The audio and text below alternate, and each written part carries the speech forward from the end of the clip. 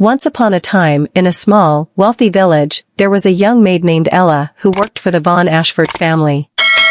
The family was known for their opulent lifestyle, but also for their cold and unkind nature. Ella had been working for the family for several years, tending to their large mansion and caring for their two spoiled children, Robert and Emily. Ella was a kind-hearted and diligent worker, despite the harsh treatment she often received. The Von Ashfords hardly ever acknowledged her presence, except to bark orders or criticize her work. However, what troubled Ella the most was how they treated her at mealtime.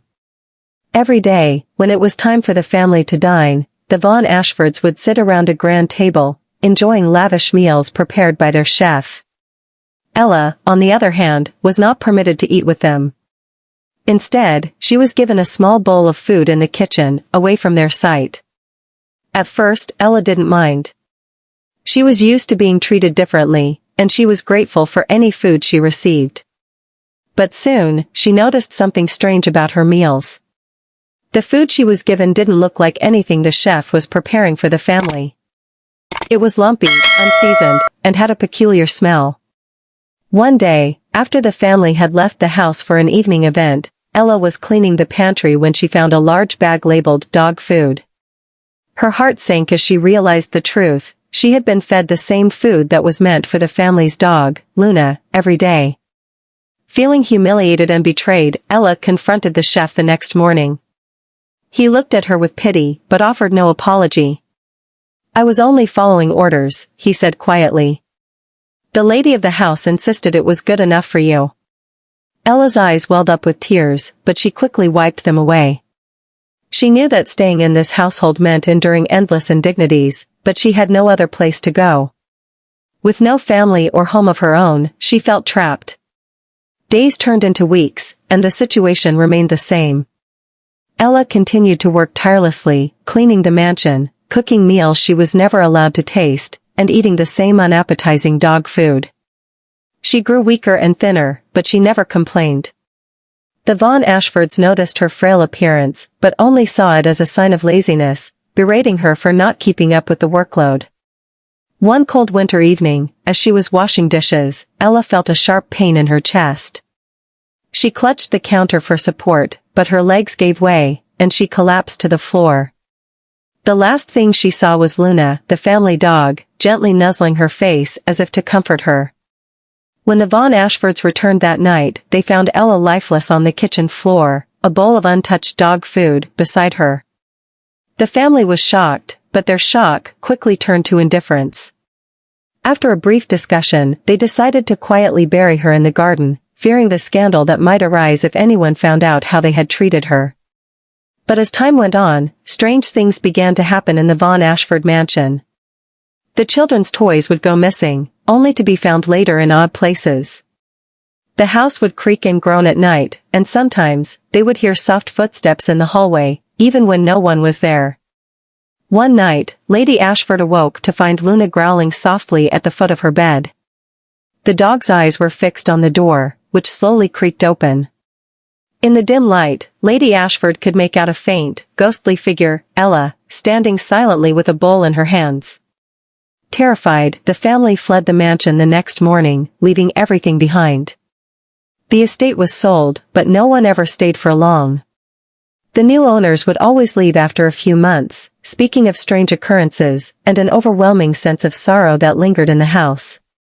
And so, the mansion remained abandoned, a haunting reminder of the cruelty that once took place within its walls.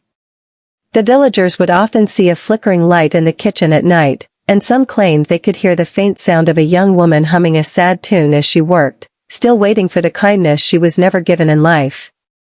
Years passed, and the old Von Ashford mansion stood empty, its once grand facade crumbling and overgrown with ivy.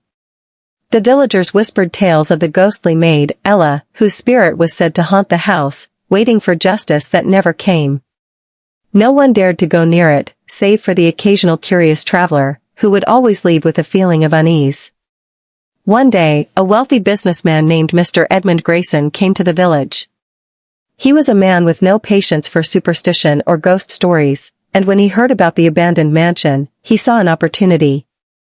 The property was being sold for a fraction of its worth, and Mr. Grayson, a man who prided himself on making shrewd investments, wasted no time in purchasing it. The villagers warned him of the mansion's dark history, but Mr. Grayson laughed it off. Ghosts? Nonsense, he scoffed. There's no such thing. He was determined to rebuild the mansion into a grand estate once more, turning it into a luxurious home that would be the envy of all. Without delay, Mr. Grayson brought in a team of workers to clear the land.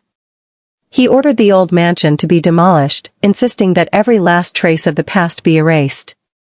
The workers, though wary, followed his orders, and soon, the old mansion was nothing but a pile of rubble. Construction on the new house began immediately. It was a modern, sleek design, filled with the finest materials and state-of-the-art technology. Mr. Grayson spared no expense, believing that he could create something even grander than the original mansion. He envisioned a home that would stand as a testament to his success, a place where he could host lavish parties and impress his business associates.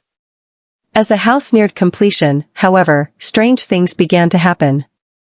It started with the workers reporting sightings of a large snake, slithering around the construction site. No matter how many times they tried to capture or kill it, the snake would always disappear, only to reappear somewhere else. It was an enormous creature, with scales that shimmered ominously in the light, and it seemed to have an uncanny intelligence, as if it were watching them. One day, as Mr. Grayson was inspecting the final touches on his new estate, he saw the snake himself.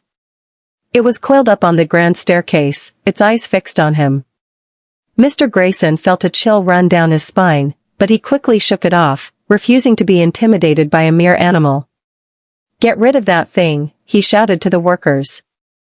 But as they approached, the snake hissed menacingly and slithered away, disappearing into the shadows of the house. That night, as Mr. Grayson lay in his new bed, he was awakened by a strange noise. It was a soft, slithering sound, like something moving across the floor. He sat up, his heart pounding, and listened. The sound grew louder, closer. He looked around the dark room, but saw nothing. Then, out of the corner of his eye, he saw it, the snake, slowly making its way up the foot of his bed. Mr. Grayson froze in terror as the snake reared up, its eyes glowing with an unnatural light. It was as if the creature were looking straight into his soul, and in that moment, Mr. Grayson felt a wave of cold dread wash over him. With a shout, he leaped from the bed and fled the room. He ran through the darkened halls of his new mansion, the sound of the snake's pursuit echoing behind him. No matter how fast he ran, the snake was always there, just behind him, relentless and unyielding. In his panic, Mr. Grayson burst through the front door and fled into the night, not stopping until he reached the safety of the village. Breathless and trembling, he looked back at the mansion, its windows dark and ominous against the night sky. The next morning, Mr. Grayson returned to the mansion with a group of armed men, determined to rid his home of the cursed creature. But when they searched the house, there was no sign of the snake. The men were puzzled, but Mr. Grayson was not fooled. He could still feel its presence, lurking in the shadows, waiting for him. Despite his best efforts, Mr. Grayson could not stay in the house. Every time he tried, the snake would appear, chasing him out with its cold, calculating eyes. He could not sleep, he could not eat, and soon, the fear began to consume him. The house that was meant to be his grandest achievement had become his worst nightmare. Desperate, Mr. Grayson finally consulted an old village elder, who had lived in the area for many years. The elder listened to his story and nodded gravely. "That snake is not just any creature," she said. "It is a manifestation of the wrongs that were done in that place. The spirit of the maid, Ella, has taken form to seek justice." Mr. Grayson, now a broken man, asked what he could do to free himself from the curse. The elder told him there was only one way: he had to atone for the sins of the past. He must demolish the house he had built, cleanse the land, and build something that would bring goodness and kindness into the world. Reluctantly, Mr. Grayson agreed. The new mansion was torn down, and in its place, he built a small orphanage, a place where children without homes could find shelter and care. It was a simple, humble building, but it was filled with laughter and warmth. As the orphanage flourished, the snake was never seen again. The villagers noticed that Mr. Grayson, once a proud and arrogant man, had become quieter, more humble.